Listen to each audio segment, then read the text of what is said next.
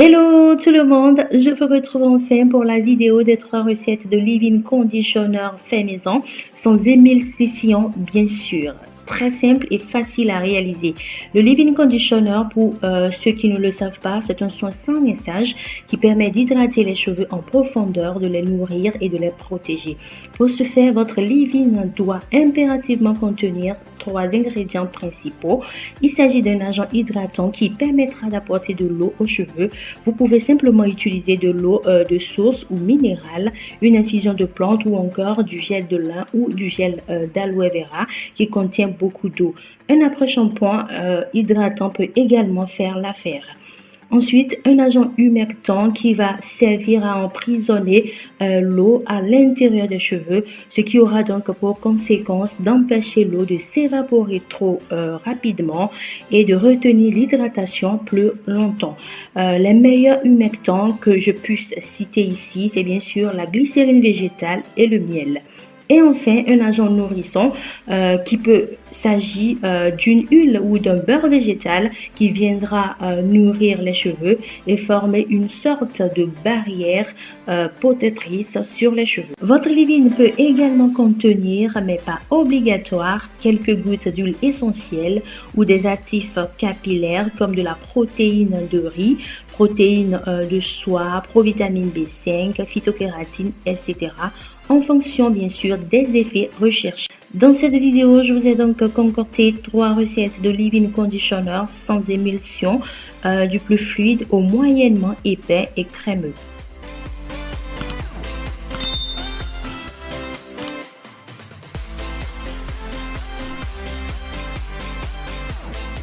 Pour cette première recette, je réalise une lotion capillaire à base de l'eau minérale, de l'inuline qui hydrate intensement et adoucit les cheveux.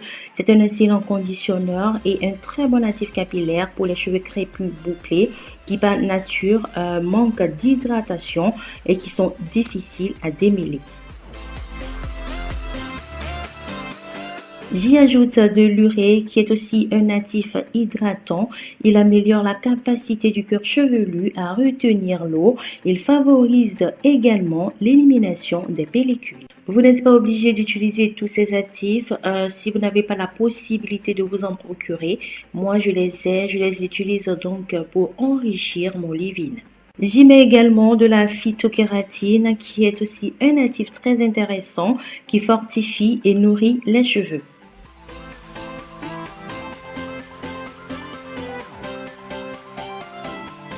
Je mélange le tout correctement afin que les actifs se dissoudent dans l'eau et je laisse le mélange reposer 1 à 2 minutes pour avoir une lotion homogène. À cette lotion, je vais ajouter du gel de lin. Le gel de lin n'est plus à présenter, il possède des propriétés hydratantes.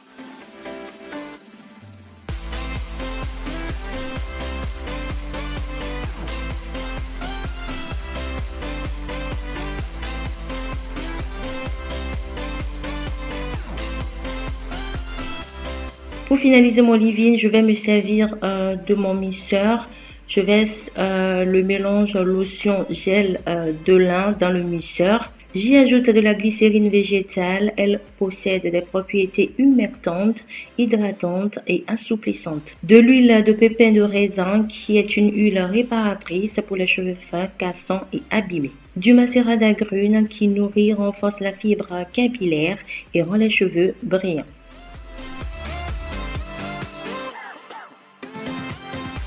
Je mélange le tout et comme j'aime des rendus bien finis, je vais mixer tout ça pour avoir un produit bien homogène et une texture laiteuse.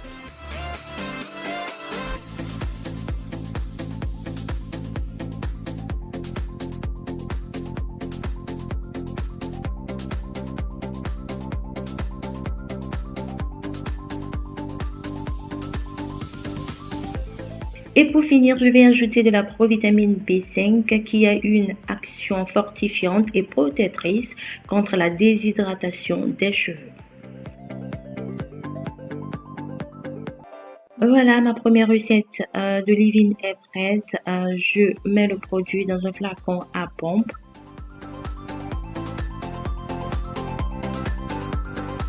J'aime beaucoup cette texture, elle est laiteuse et fluide, ce qui facilite son application sur les cheveux.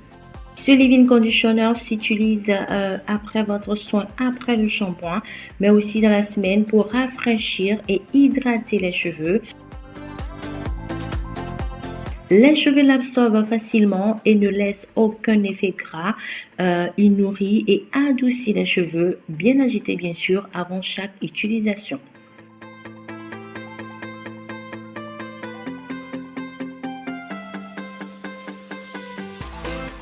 Pour cette deuxième recette, je vais utiliser de l'infusion de thé vert qui stimule la pousse des cheveux, les rend doux. C'est un antioxydant qui a un effet conservateur à court terme sur les préparations.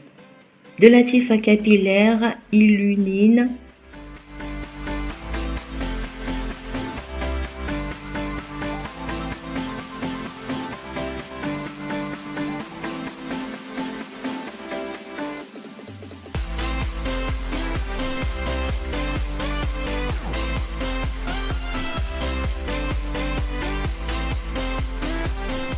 Je mets donc ce mélange dans mon blender auquel je vais ajouter de l'huile d'avocat qui est riche en vitamine E qui protège notamment des UV. J'y ajoute de l'huile de ricin qui stimule la pousse et fortifie les cheveux. Du macérat de romarin qui favorise également la pousse et renforce les cheveux.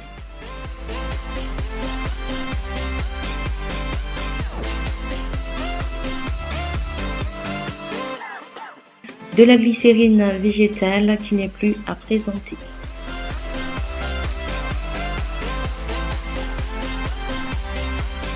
Je mélange généreusement le tout pour lui donner un effet gélifiant, apporter une texture un peu épaisse et crémeuse. J'y ajoute de la gomme xanthane.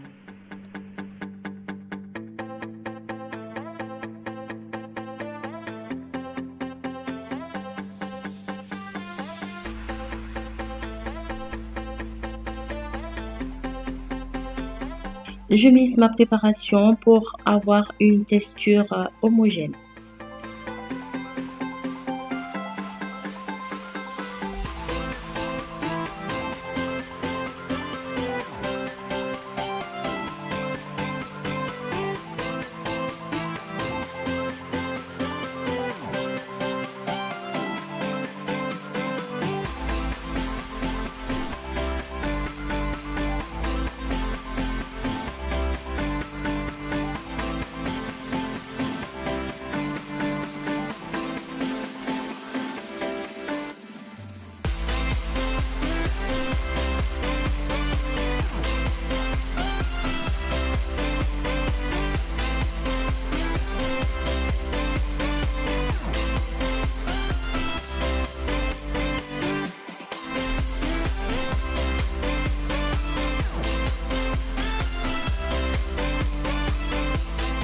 Voilà la texture finale de mon leave-in. Elle est plus ou moins épaisse et crémeuse que la première recette. Ce leave-in hydrate aussi bien les cheveux, rend les cheveux brillants, souples et doux au toucher.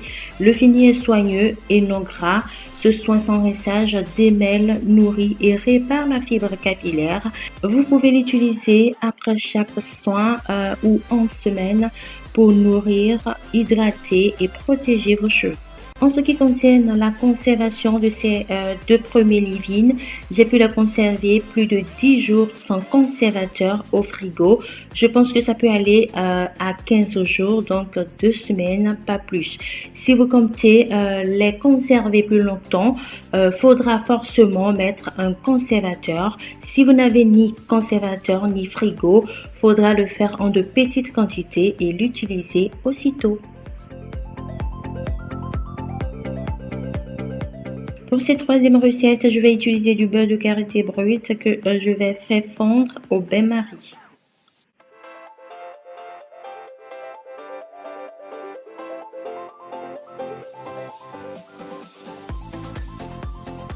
Une fois mon beurre de karité fondu et tiédi, je vais y ajouter de l'huile de pépins de raisin,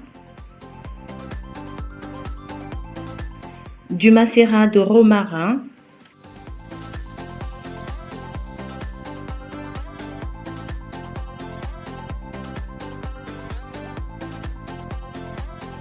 du miel qui peut être remplacé par de la glycérine végétale,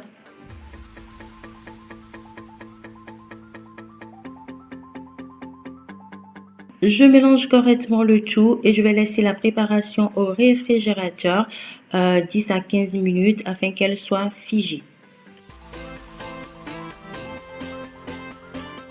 Une fois figée, je vais battre la préparation à l'aide d'un batteur électrique pour obtenir une crème légère et onctueuse.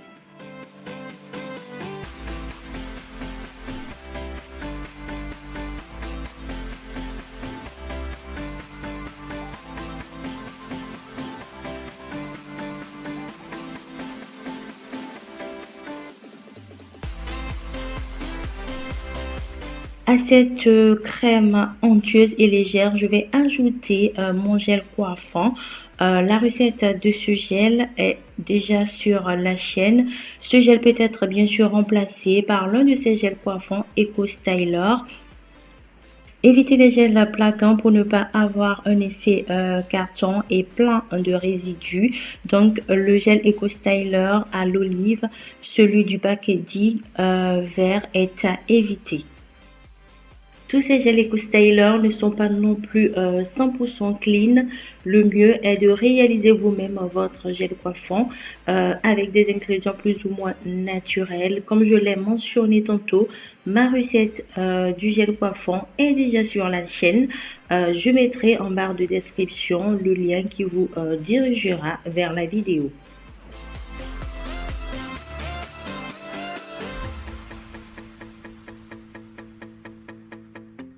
Je vais ajouter à mon mélange de la provitamine B5,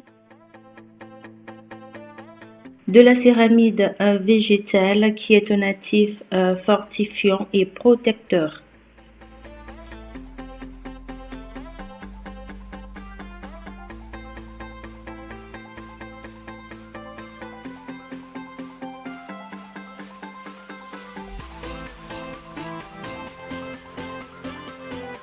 Et pour finir, de la vitamine E.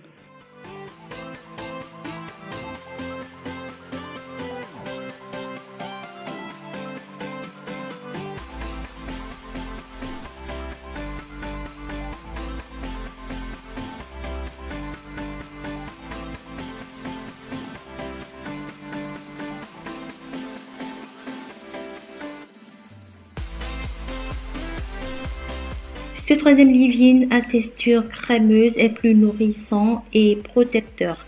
À appliquer sur cheveux légèrement humides, il est aussi facile à appliquer et démêle bien les longueurs. Il assouplit et adoucit les cheveux. C'est une recette simple que vous pouvez moduler selon votre convenance. Il se conserve très bien à température ambiante au vu de sa composition, donc pas besoin de le mettre au frigo. Dites-moi en espace commentaire laquelle des 3 recettes seriez-vous en mesure de reproduire pour sublimer vos cheveux. Espérons que vous arriviez à réaliser l'une de ces recettes. Je vous dis à très bientôt pour une nouvelle vidéo. N'oubliez pas de liker, de partager et surtout de vous abonner si ce n'est déjà fait. Ciao ciao!